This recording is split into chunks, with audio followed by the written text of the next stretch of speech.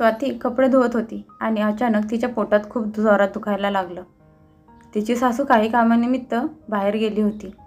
घरात दुसरं कोणीच नव्हतं, म्हणून तिने तिच्या नंदेला मनीषाला फोन केला. तिचं लग्न झालं होतं, पण ती लग्नानंतर या शहरात राहत होती. मनीषाने तर पहिल्यांदा फोन उचलला नाही. मग पुन्हा तिने तिला फोन केला. पुन्हा रिंग वाजताच तिने फोन उचलला आणि म्हणाली, "सॉरी वहिनी, मी मीटिंगमध्ये होते." "काय झालं वहिनी, सगळं ठीक आहे ना?" मनीषाला तिच्या वहिनीची खूप काळजी वाटत असायची. स्वाती म्हणाली, "ताई, माझ्या पोटात खूप दुखतंय." हे ऐकताच मनीषाला खूप टेन्शन आलं, कारण तिची बहिणी प्रेग्नेंट होती आणि अशा वेळेला तिची काळजी घेणार कोणीही नव्हतं. कारण मनीषाच्या आई रेणुकाताईंचा स्वभाव खूप वाईट होता. त्या त्यांच्या सुनेची जराही काळजी घेत नव्हत्या. शिवाय आजकाल त्या सुनेवर नाराज होत्या. त्या सुनेला साधं पाण्यासाठी पण विचारत नव्हत्या. मग तिचे डोहाळे पुरवणं तर खूप लांबची गोष्ट आहे, कारण त्यांनी सुनेला माहीत नव्हता तिच्या गर्भात वाढणाऱ्या बाळाची टेस्ट केली होती आणि त्यांना कळालं होतं की त्यांची सून एका मुलीला जन्म देणार आहे.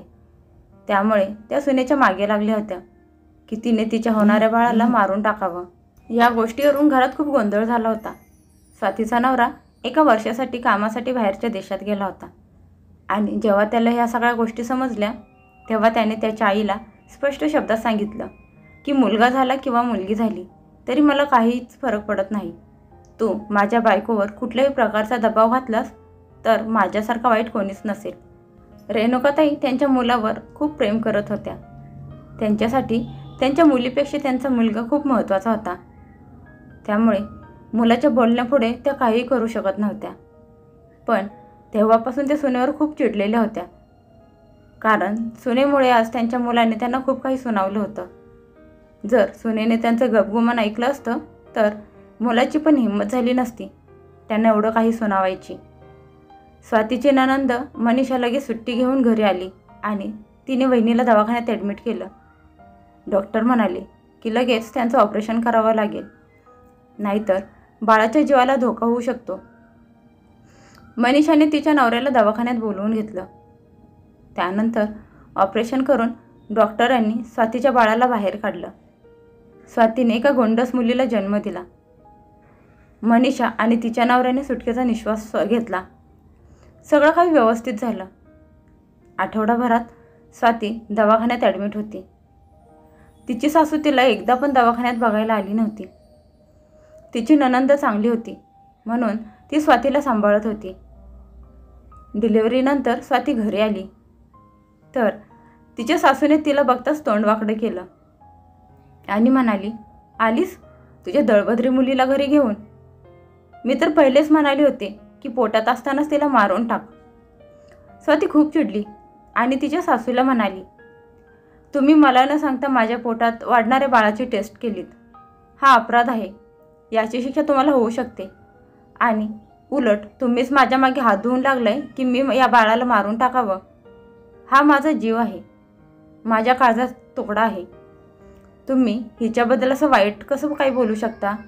तुम्ही पण एक स्त्री आहात. तुम्ही पण एका मुलीला जन्म दिला आहे." तिची सासू रेणुकाताई रागात चवताळून म्हणाली, "मी माझ्या मुलीला जन्म दिला आहे, पण तिचं लग्न करून तिच्यापासून माझी सुटका पण करून घेतली आहे.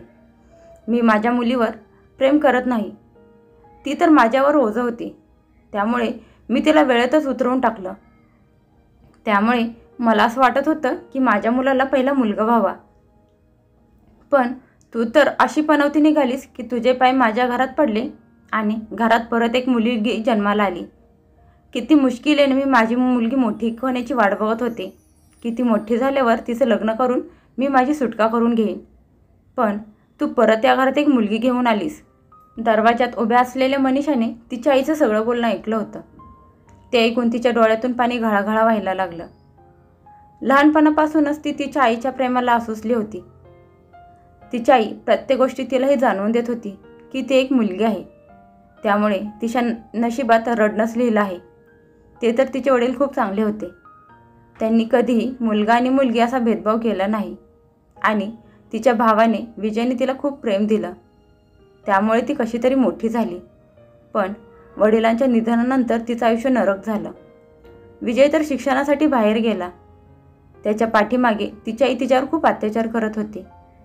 तिचं शिक्षण बंद करून घरातली कामे करायला सांगत होती आणि लग्नाचं वय झालं की लगेच लग्न लावून मोकळी झाली आणि तिच्यापासून सुटका करून घेतली. लग्नानंतर तिच्या आईने कधीही तिच्या सुखदुःखाची चौकशी केली नाही. ते तर तिच्या सासरची माणसं खूप चांगली होती. तिच्या नवऱ्याने तिला पुढच्या शिक्षणासाठी प्रोत्साहन दिलं, म्हणून आज मनीषा तिचं शिक्षण पूर्ण करून एका ऑफिसमध्ये चांगल्या पगाराची नोकरी करत आहे.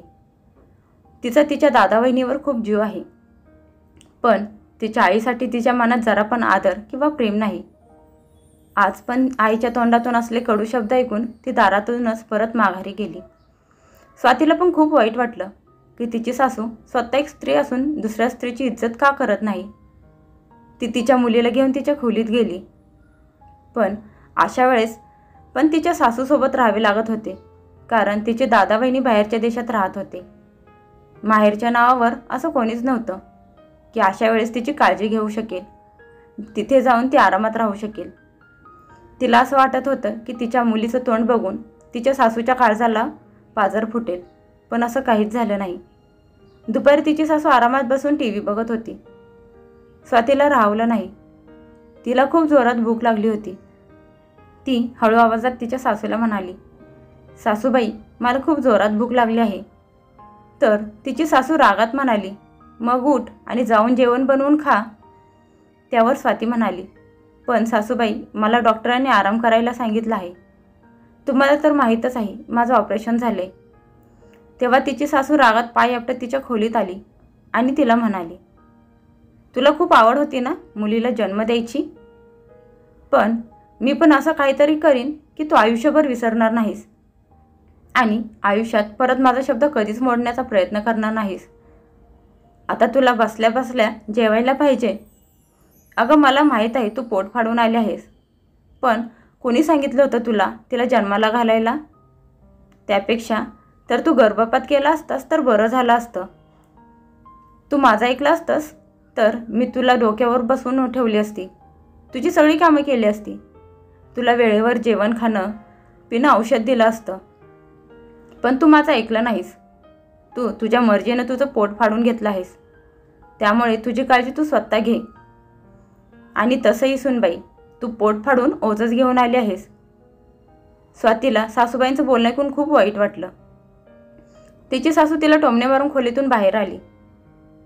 तिच्या सासूला खूप राग आला होता. ती विचार करत होती की मी असं काय करू म्हणजे सुनबाईला चांगली सद्दल घडेल. विचार करता करता तिच्या सासूला एक कल्पना सुचली आणि तिने कोणाला तरी फोन लावला आणि फोनवर ती त्या माणसाला म्हणाली, हे बघ, माझ्या सुनेने एका मुलीला जन्म दिला आहे. त्यासाठी तू काही करू शकतोस का? तिकडून आवाज आला, हो, मी त्या मुलीला चांगल्या किमतीत विकू शकतो, पण हो, मला माझं कमिशन पाहिजे. तिची सासू काहीतरी विचार करून म्हणाली, हो, हीच योग्य वेळ आहे. माझा मुलगा विजय पण इथे नाही. तोपर्यंत आपण हिच्या मुलीला विकून टाकूया, म्हणजे थोडेफार पैसे तरी मिळतील. मग रात्री तिची सून झोपली असताना तिची सासू खोलीत गेली आणि मुलीला उचलायला लागली. पण तिला हे बघून आश्चर्य वाटलं की मुलीच्या जागेवर उशी ठेवलेली होती. त्यांनी बिछाण्यावरून चादर काढली तर बिछाण्यावर कोणीच नव्हतं. ती आश्चर्यचकित झाली की एवढ्या रात्री तिची सून कुठे निघून गेली. स्वातीच्या सासूने पूर्ण घराबाहेर गोंधळ घातला, पण सून कुठे सापडलीच नाही. स्वातीच्या सासूने लगेच त्यांच्या मुलाला फोन लावला आणि म्हणाली की तुझी बायको अर्ध्या रात्री घर सोडून कुठेतरी पळून गेली आहे. विजय रागात ओरडला आणि म्हणाला, आई, स्वातीने मला फोन करून सगळं काही सांगितलं आहे. तू माझ्या मुलीला चोरून विकणार होतीस.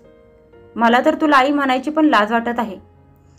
अगोदर पण तू खूप प्रयत्न केलास माझ्या न जन्मलेल्या मुलीला मारून टाकण्याचा, पण माझ्या बायकोने खूप संघर्ष करून माझ्या मुलीला या जगात आणलं आहे आणि तू तिला विकायला निघाली होतीस.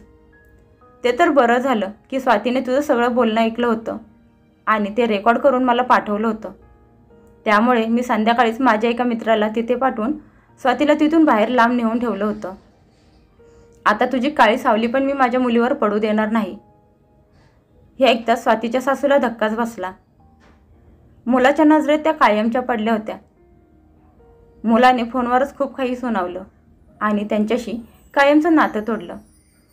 आता तर तो फोनवर पण त्यांच्या आईशी बोलत नव्हता. रेणुकाताई आता एकट्या पडल्या होत्या. त्यांनी त्यांच्या मुलीला कधीच काहीच समजलं नव्हतं, कधी प्रेम दिलं नव्हतं.